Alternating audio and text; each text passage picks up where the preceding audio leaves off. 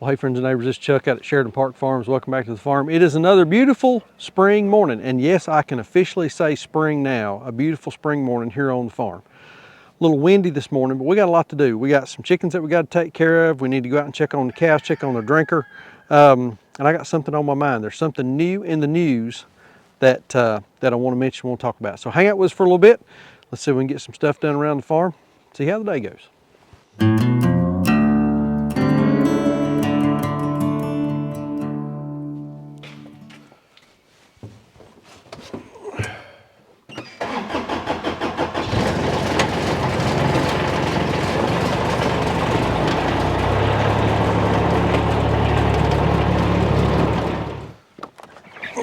Hello, Diddles.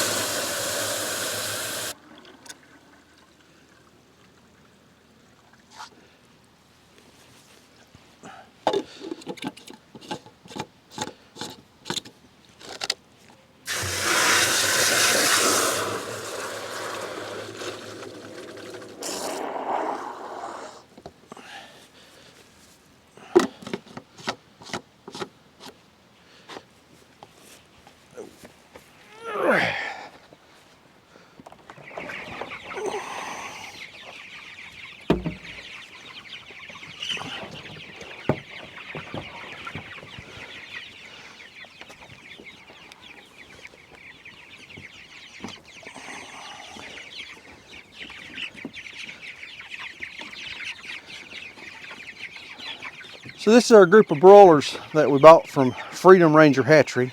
I'm not exactly sure how old they are, 3 weeks maybe. They're ready to come out. We're gonna do something a little interesting with these guys. We're gonna see how this works. We have some friends, actually 2 different families, that are interested in raising chickens. And so what we're gonna do is we're gonna provide them with the chicks, we're gonna provide them with the feed, we're going to get them a tractor with a drinker and a feeder and a tarp. We're going to provide them everything they need to raise chickens on their property. They're going to finish these birds out for us, and then whenever they're done, we'll bring them back and we'll process them here. Then we'll pay them for their time and their labor based on the number of birds. We're not exactly sure how we're not hammered this out exactly yet. We're close. We're either going to pay them based on the number of birds that they get back to us alive, X dollar per bird, whatever that ends up being, or trade them for product, or a combination thereof. So not exactly sure what the exact payout's going to be, but we're going to try that. I think it's a good way for some folks that are interested in raising birds, but maybe they're just wanting to get started and they're just not sure. It's a good way for them to do this, basically risk-free. We're taking all the risk here. We've bought the birds, we've brewed them, we're providing the feed, we're providing all the infrastructure, and then we'll pay them for the birds that they finish out. Excuse me. But both the families have kids, so good project for the kids to get involved in, start learning a little bit of animal husbandry, doing some farming practices, getting some manure on their property. I don't know if they're going to run them in their yards, if they got fields, or exactly how they're going to do that, but we'll talk about all that whenever we take the birds over to them. But I think this is going to work out nice. We'll see how this does. And it opens up pasture for us. This is area on our pasture that we'll not have to fence off for chickens whenever we're running cows across. So I think it's going to be a win-win for everybody. We'll see how this works out. I'm really interested in this. I think it's going to be fun. Hello, piglets. What's up, my little piglet friends? Daggone, y'all. Piglets off of our mamas. We got 17 of them, and man, they are looking good. It is rapidly approaching weaning time, and for the boys, that one bad day. So, but everybody here's looking good. Got our little fellow over here, Patch. He's going to be, I think he's going to become our farm mascot. He was the runt. He's just a little guy. He's a little gimpy right now. But look at, man, look at the hams on that fella. Daggone, I believe I'm famous. But anyway, this is Patch. He's a cute little guy. We're probably going to end up keeping him around just to keep the sows and all company. But everybody else is looking good. We're probably going to keep a couple little breeder females off of this too. That girl and that girl are going to be going away on a train here pretty soon, and we'll probably be keeping a couple. We're going to keep a female off of her, and I think we're going to keep a female off of both of those. So kind of keep some breeding stock around. But piglets are looking great. Everybody's doing good out here. Fence is hot. Fence is hot, reinforcing that we don't get close to the fence. It hurts when we do. All right, y'all, got a couple of announcements to make. Got an odd tripod here. But anyway, coming up on June the 22nd, 2024, here at Sheridan Park Farms, the North Carolina State Agricultural Extension is going to be hosting we're going to be hosting it. They're going to be putting it on here, an introduction to rotational grazing workshop. Going to be a real interesting day. There'll be some classroom stuff. There'll be some hands-on stuff out in the field. We'll be moving some cows and some chickens and showing some rotational grazing kinds of things. I think it's going to be a lot of fun. One of the ag extension agents is going to be here. Good opportunity to connect with one of those folks and kind of pick their brain. They're the expert locally whenever it comes to a lot of your questions about agriculture in North Carolina or in any state. Also, Johnny Rogers. Johnny is real big in the rotational grazing world. Works with a program with NC State called Amazing Grazing. Johnny's going to be here. Really good speaker. A lot of fun to listen to him. And then I'll have a little bit of a speaking part too. Lunch is going to be provided. We'll have some snacks. Be a fun day. We'll be setting up. We'll have some market stuff. So if you want to buy some beef, pork, or chicken, we can fix you up on that. I think it's going to be a fun day. The one I am super duper excited about. September 13 and 14 in Charleston, West Virginia, the Homesteading-ish Conference is going to be put on up there. I think this is going to turn out to be one of the premier conferences on the East Coast, especially for the price of this. This is going to be a really nice deal. Joel Salton from Polyface is going to be there. Troy McClung from Red Tool House, I think they're helping host this deal. Troy is an expert in the pasture pig world. Super nice guy. He and his wife Kelly came down a couple of years ago and helped us do a pasture pig workshop here. Super folks. Josh from Stony Ridge Farm, the Daltrys are going to be there. They're really interesting to listen to. I think they've got a fully sustainable homestead. And then our friend Nathan from Out of the Woods is going to be there talking sawmills and all that kind of stuff. Nathan's super nice guy, very entertaining, just a fantastic guy. So September 13 and 14, Charleston, West Virginia. Link is going to be in the description down below for both of those events. Come see us. We'd love to meet you. All right, let's see what the farm bosses are doing. What are you working on, Whistle Britches? Well, I'm getting the incubator ready. Why are we getting the incubator ready? Well, why do you think? Baby chicks. Good Lord.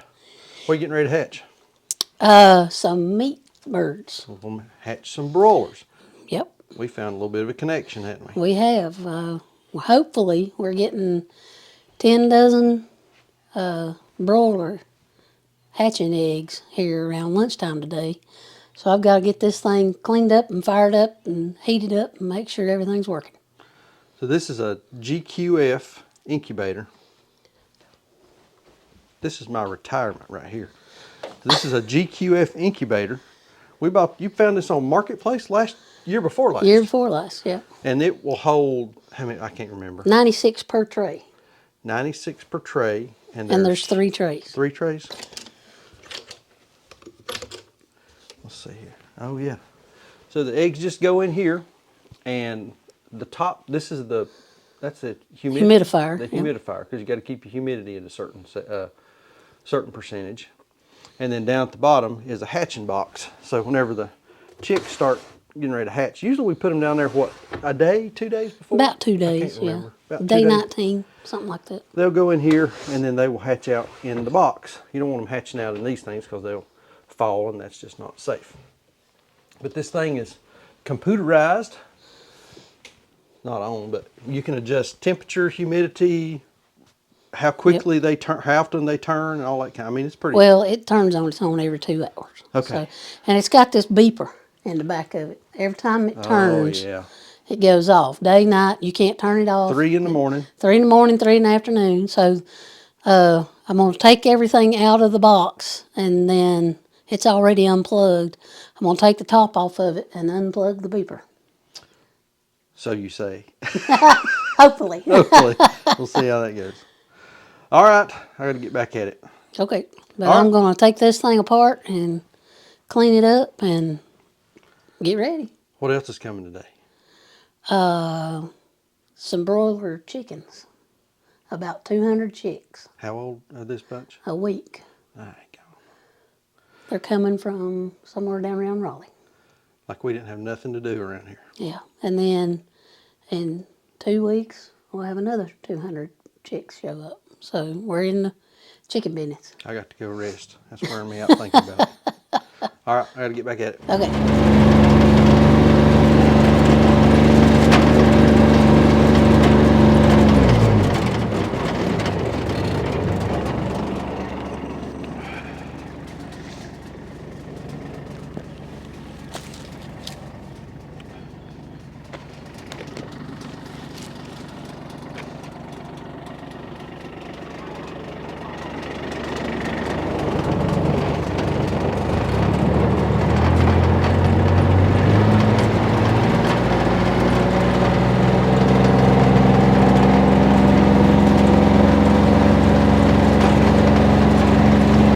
This is why you come and check.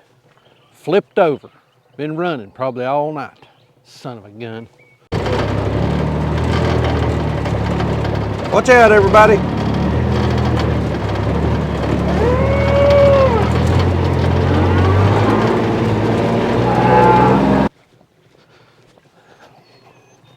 This right here will burn up your pump.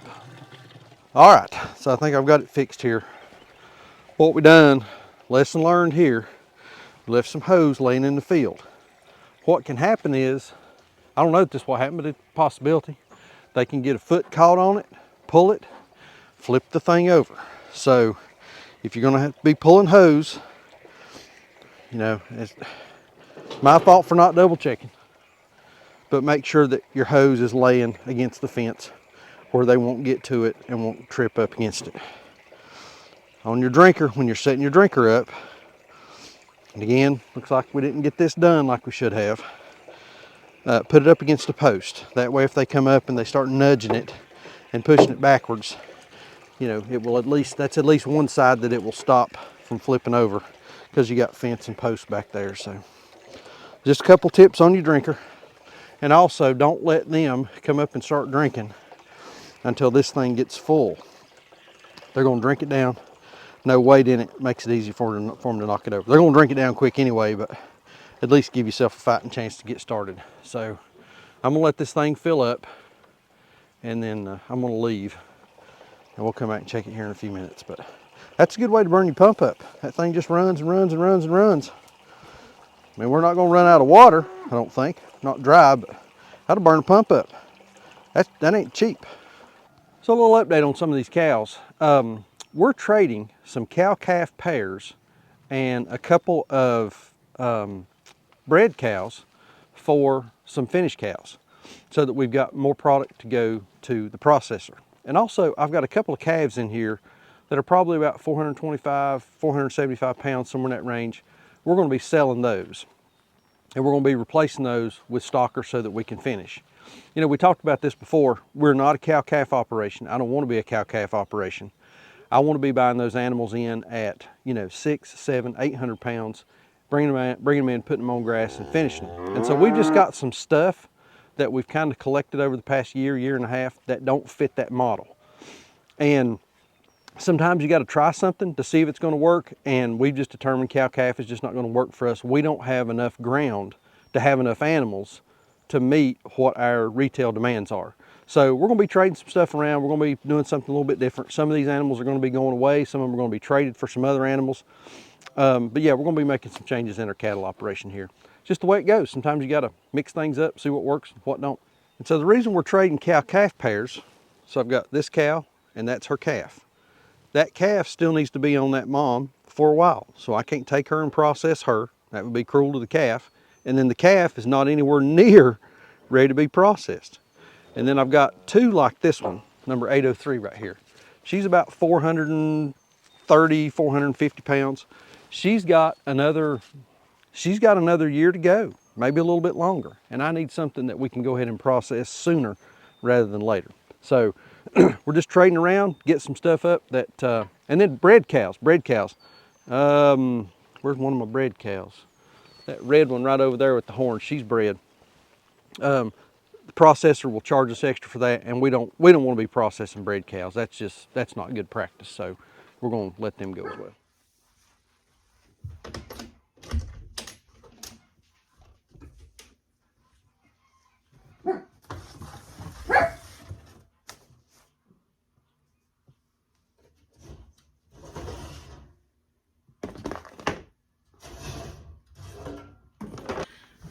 So what I'm doing here is I'm just taking everything out of it, and I'm going to take the top off of it, see if I can find this beeper and unplug it. And then I'm going to come in here with a vacuum cleaner and clean up all the dust, because this thing's not been used since last year.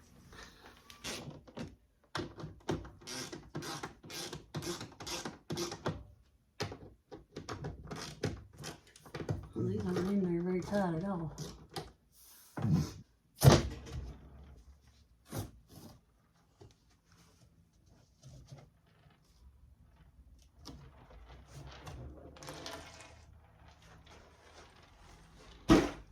Alright, boy, I'm glad I took the top off, if nothing else, just to clean it.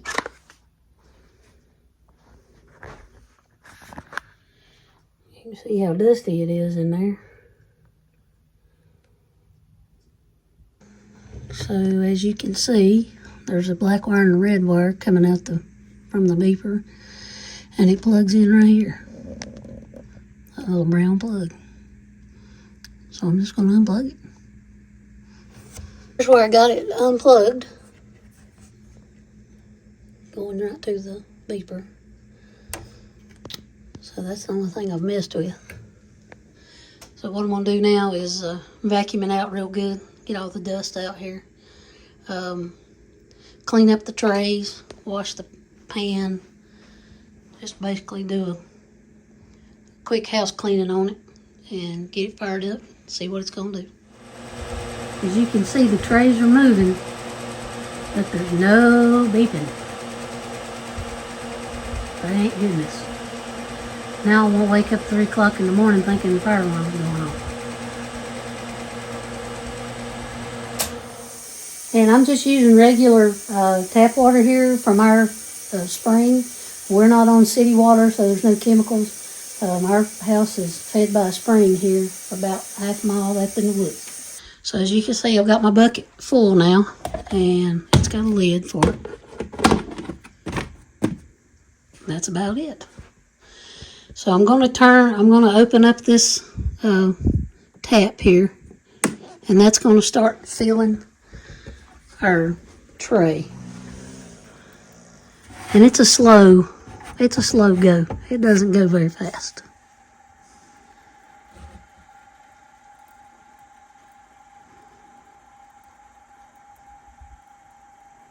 You can hear it.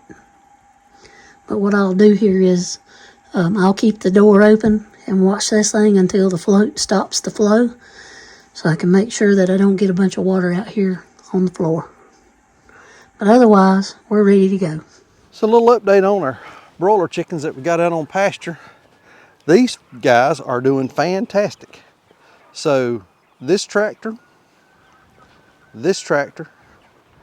and this tractor are all that group of birds that we bought. I don't know if y'all remember, we bought them they were about 4 weeks old. We're going to process them in just a little over a week. They are right at done, not quite. Another week, I ought to do them just right. And then these guys over here are some that we had gotten from Hoover's, part of some of the batches where we had the major loss, all that kind of thing. That's what's left. But they're doing pretty good. They probably got 2 or 3 weeks to go. We would not do them in a week. I don't think that'll be near enough time for them. But they're doing okay. Everybody looks good. Looks good. All of these are Cornish cross. Yeah, all of these are Cornish cross. And daily moves, feeding them flock finisher. I think it's about a 16%. We get folks ask us that question all the time. In the back, we've got drinkers. Use these bell style drinkers with the buckets. And these work out really nice because all you gotta do is just fill them up once a day. And these guys are about empty. These guys are empty. These guys are empty. Ah, 4 for 4.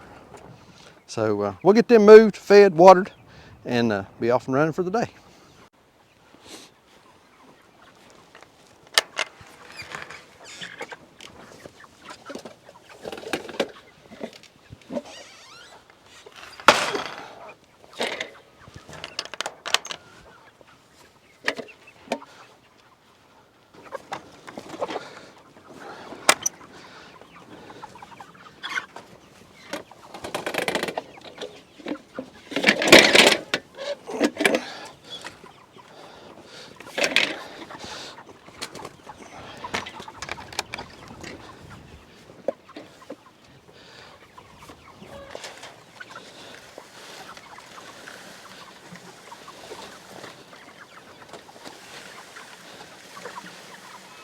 Broke my tripod. Daggone, this YouTube thing ain't cheap.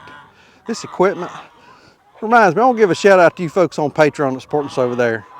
Y'all help me buy tripods and microphones and stuff like that. I really appreciate it. If you're not a supporter, go over and join us on Patreon. We use that as a way to answer questions. We get lots of questions, emails, text messages, phone calls. Y'all wouldn't believe it.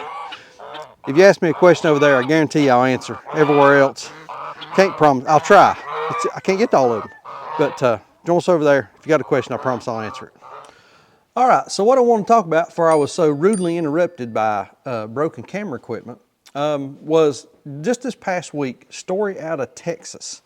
One of the largest egg producers in North America had to destroy, I think it was close to 1.9 or 2 million birds because of high pathogen avian influenza or bird flu.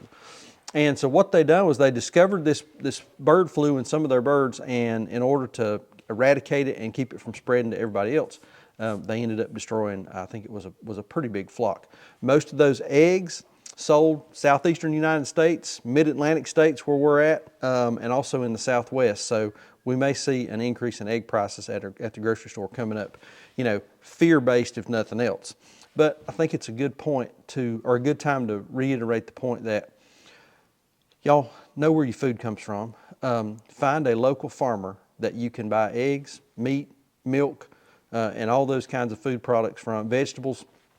Find a local farm or local farms that's producing that stuff and that you can buy it from. Listen, the food system is fragile right now. It's been fragile since we've industrialized this thing the way that we have.